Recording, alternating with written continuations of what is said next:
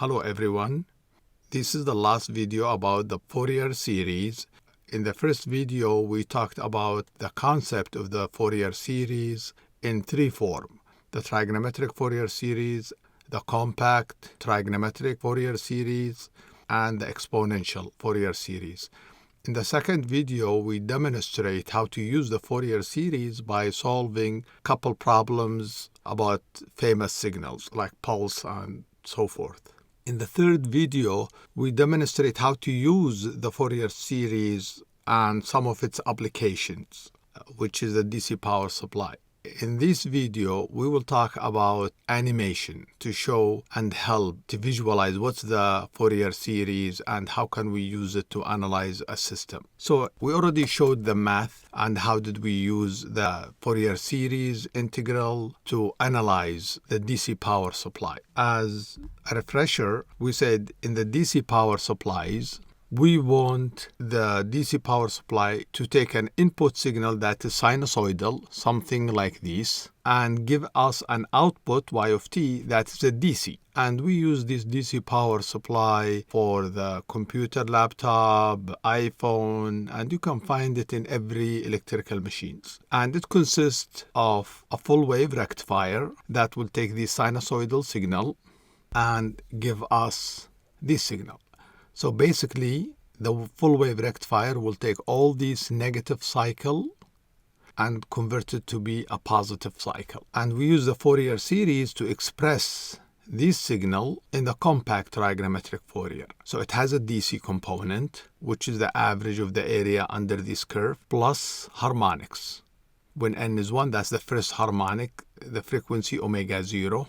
Which is twice the frequency of this one. The second harmonic, n is 2, the third, and the fourth. So now the challenge is, if this signal is the input here, I want to get rid of all these harmonics because I need only DC voltage. That means I need only this, where A here is the amplitude of the sinusoidal, and same thing here. So that's my DC that I'm interested in. So intuitively, you're going to say, okay, we can build a low-pass filter to take out these harmonic because these will be low frequency, mid frequency, high frequency. As n increase, that means the signal or the sinusoidal has a higher frequency. And the simple DC power supply is you have a low pass filter here that will allow only the DC to pass and all high frequency will be eliminated. Unfortunately, some low frequency will pass through here. It depends on the design. This is a simple first ordered RC low pass filter. So really the value of RC, R times C, is the time constant. And the larger is the time constant, that means this filter will not be able to respond to high frequency component as fast as their fluctuation. So they will be eliminated, but we will still have some frequency. So we did the Fourier series analysis in the third video and some circuit analysis, and we found y of t, the output here, we express it in this form. And it is this black curve. That's the DC. It has a DC component, 2a over pi, which is probably somewhere a straight line here in the middle. And unfortunately, it has ripples. These ripples undesirable in the DC. And these ripples express it mathematically by Fourier series analysis, and that's the expression, the mathematical. So as n increase, that means the frequency increase, n omega 0, this become very small. So that means we still have low frequency component in this output. And that's explained why when you buy a power supply, some of them like $3, some of them like $10, $15, because of how truly is the output. How truly is it a DC? No ripple, very small if there is. And also how much power it can give you. If I want to eliminate the ripples, that means I have to make the time constant of this low pass filter, that is R times C large, so it cannot follow this fluctuation of the input. So it will be just straight line, but you make RC large, that means R will be large, and that means most of the power will be dissipated in R, which is useless. So there is always compromise between idealism and practical design. So now in this video, we will do the animation. First, we will show how this signal can be expressed as a linear sum of a DC signal and AC signal. We will show when I have only a DC, it will look like straight line. Then when I add the first harmonic, then it starts taking this shape, third, fourth, until you get this shape. Intuitively, it's very hard to imagine how can I add cosine function and suddenly I have a signal that looks like this with no negative part. We know cosine always have positive and negative. So how do you add them all up to come up with this shape? Sometimes it's difficult to visualize, but we will show animation, adding first, second, third, fourth, until we get to that shape. And you will be surprised. Maybe you don't have to add infinite harmonics to get this shape. Maybe the 10th harmonic, n is 10, and you start seeing these formed from sinusoidal signal. Same thing here. We will write a code in Matlab to plot this signal for different value of n. Only the DC we're going to plot, then the first harmonic, add to the DC, the second, the third, the fourth, and the fifth, and see how it will look. How we're going to get these signal. So that's the first animation. The second animation, we will go into the electrons level. We want to see how this circuit works. How does it allow current, which is a bunch of electrons, pass through, and how this filter works, how it gets this signal and suddenly just give us this. Without even knowing the Fourier series, I can predict what is the output based on circuit theory, how this will work. It will give us this because it's full wave rectifier. This one, I know it's going to give us something like this. But if I want to know exactly what's the DC voltage, I cannot do it just by visualizing or intuitively. Or exactly what is the ripple and their power. I cannot. I have to go down to the math and the Fourier series analysis to get the exact value. Okay, so let's start the animation. But before we do the animation, I set the value for A here to be like 1 volt. Omega 0 to be 2 pi 100. So the frequency is 100 hertz. Omega S here, it will be twice the frequency. This signal repeats itself over this period. This signal repeats itself at a faster. So omega S is twice omega 0. And I chose the value for resistor 3000 ohm, the capacitor 0.1 microfarad. And you can plug this value here.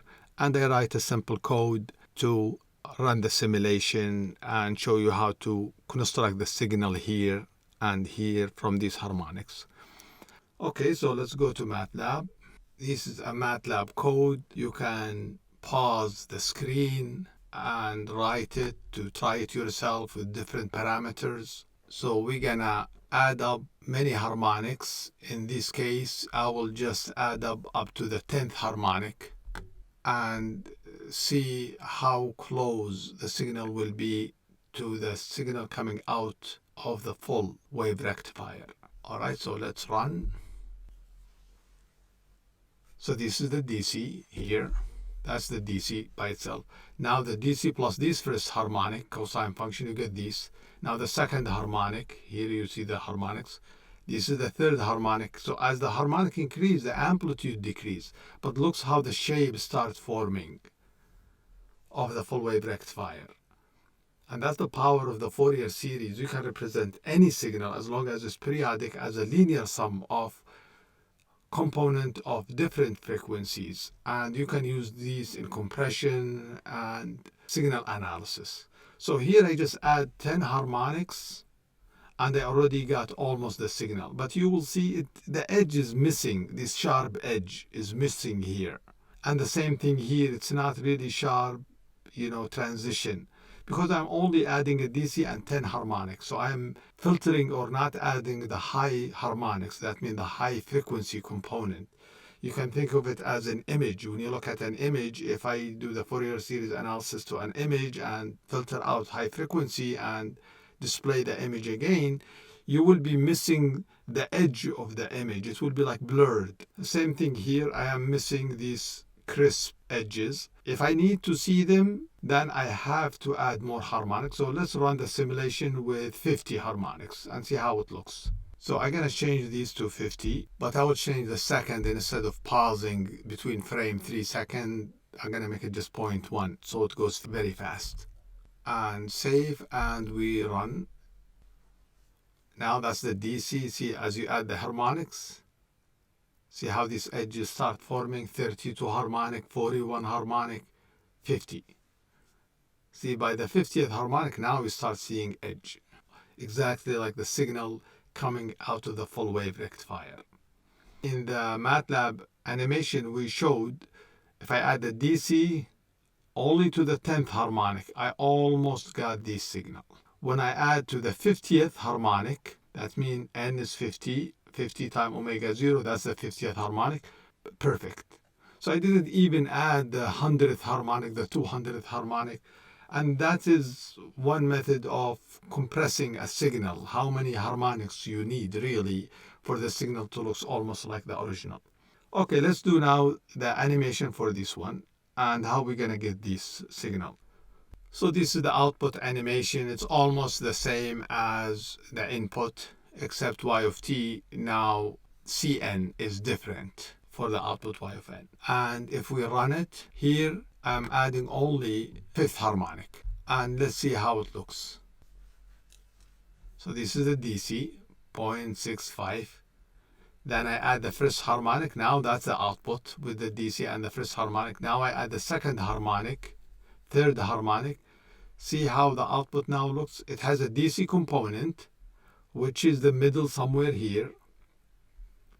That's the DC component, and this is the ripples.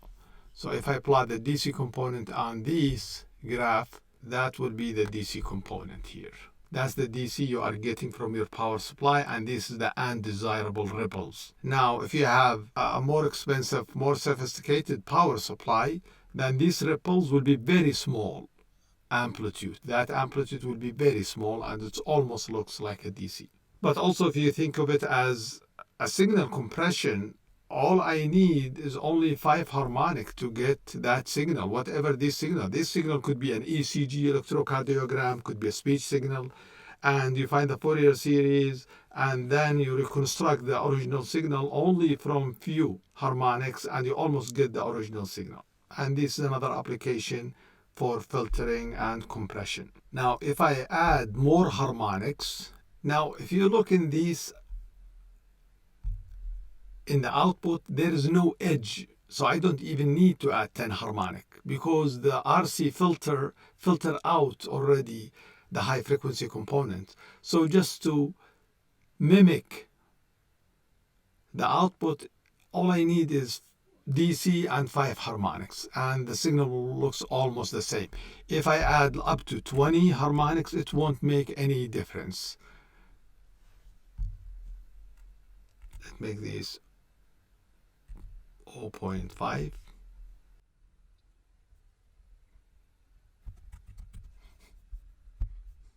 Now here I'm adding 20 harmonics.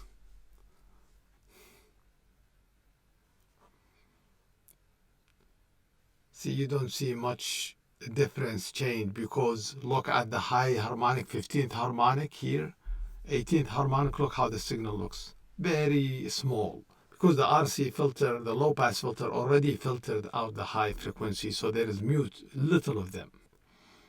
Okay, let's do now the animation of the electron flows. Now, all these here RC filter and represented by a block of its internal resistance, which is this one. And we will see how the current flow through here, that's the input. How does it flow through these diodes until it get to this one and start building the voltage across here. Now I have to disclose the following so you understand the animation. The convention sign for current, it flow from a positive to a negative terminal. But in reality, the flow is of the electrons. And usually the electrons will leave a negative terminal to a positive terminal. So the flow of the electron is this one. This is the flow of the current I. So during this positive cycle here, the current will be flowing from this positive to this negative. And during the negative cycle of this input, the polarity will change. This will be positive and this negative, and the current will flow here. In this case, the current will flow here. In the animation, I showed arrow to show the direction of the current. If the arrow is thick, that means a lot of electron is flow, or the current is large. If you see the arrow going like this, that means a smaller current is flowing. So let's delete these and move on to the animation. And one thing also to remember, it doesn't matter as long as the current flow this way. That means this is always going to be the positive, this is the negative terminal. And the motion this way, it could be for positive and negative cycle. Positive or negative cycle, we will notice the current always flow this way. And this is because of this diode. And also another thing about diode, if the diode is forward bias, then the current will flow this way. If it's reverse bias, the current cannot flow through the diode. And the first animation is about transient response. In every output of a system, it will consist of two components, the transient response and the steady state response. Just like when you turn on the TV, it takes a while, fraction of a second, for the TV to come up and the picture clear. And that's what we mean by transient and steady. So the first will be the transient response, where the current starts flowing and establish itself. Then we will do the steady, when the current is already distributed, or the charge. And then you get a final value. Okay, that's the animation. See, the current starts flowing. That is the blue lines. See, now the voltage going here. And when the current here, this is reverse bias, so no current flow here. So this is positive, this is negative.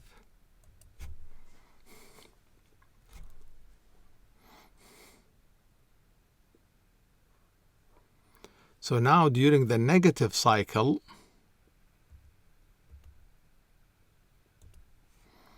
this is the forward bias, this is reverse, so no current flow here, it goes through here. And here is a reverse bias, no current flow, it flow here and back to the negative cycle. And you get this positive half. So that's the full wave rectifier. It converts all negative cycle to positive cycle. Now the next step is the steady state response. That's the charge is already displayed, so immediate change will happen. As the polarity, as the input change, you will see immediate change in the output here. So that is here, that's the peak, thick line, then it go down.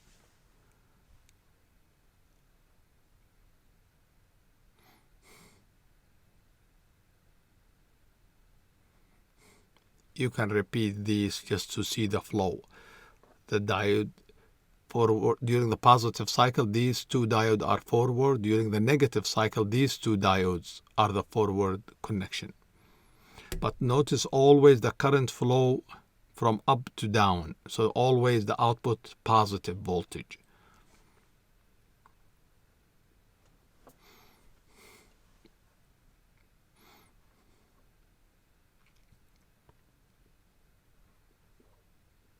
Okay, so now that we understand how the full wave rectifier works, now let's see how the low pass filter. How does it take this signal to this signal? So the full wave rectifier, the input is this one, the output is this one. So now let's do the animation for the low pass filter. And the input will be this signal, and we will replace this node by a source that produces this signal with internal resistor or internal impedance that has the diodes, and run the simulation. So I'm going to represent all these in the next animation by this, where the input is just this full wave rectifier and internal impedance is this one. So the animation will be this one. This is the full wave rectifier, this is the low pass filter, this is the input, and which is this one, and we will see how the output across here, which is this, will be formed as the electron flow. And we will show the transient steady state response. This is the output. This is the input. And you will notice there is a delay, time constant RC, the delay. Here is the input. See how the output, it's lagging, and the delay time is the time difference between this peak and this peak, or between this peak and this peak. That is the delay time due to RC. So you make RC very small, then the output will be able to follow the input and you are not going to get the DC. You make RC very large, the filter will respond slowly to a change in the input. See how fast this goes down? This just take a slowly decay. This reach zero, this will not have enough time to reach zero. Then the positive cycle will come, then it will start go up, but it won't be able to go fast up because of the time delay, RC, or the time constant. If I make R large, the time constant even larger, then I will get smaller ripples, but then a lot of power will be consumed across R. And that average DC, which is here, it will be now even lower, but I will have less ripples. Okay, so we are done with the animation, and just as a last statement of review, this is a periodic signal. This is the mathematical representation using the Fourier series. This is Cn of the different harmonic. This is C0, what we call it the DC, and this is theta n. And you can get these values by carrying out the Fourier series integral, and you can find dn, and from dn we showed that Cn equal twice the magnitude of dn, and C0 equal the magnitude of d0, and theta n is the same as the angle of dn.